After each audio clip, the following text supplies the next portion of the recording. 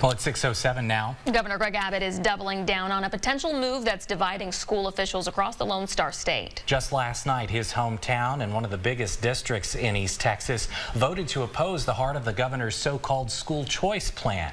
GMET's Lorena Rivas is here now with the governor's response. Lorena? Late last night, Texas Governor Greg Abbott tweeted right after Longview ISD passed the resolution opposing school vouchers.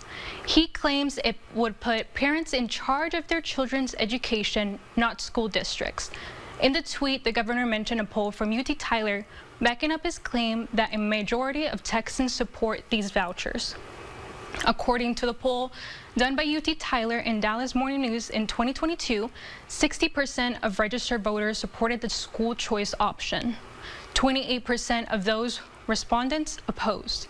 When school choice was not included in the answer, a dip in support was shown into 54% supporting the option, and 34% did not. Longview ISD superintendent says he has seen these types of programs across the Lone Star State, but that they haven't made any significant difference in children's education. Majority of Texans don't want to see public money being gone to support private ventures. Consistently seen voucher programs across the state of Texas that hadn't been successful. They hadn't raised student achievement. Governor Abbott has been traveling across the state hosting rallies to drum up support for a school vouchers program. He'll be back on the road for his next event this Thursday in San Antonio.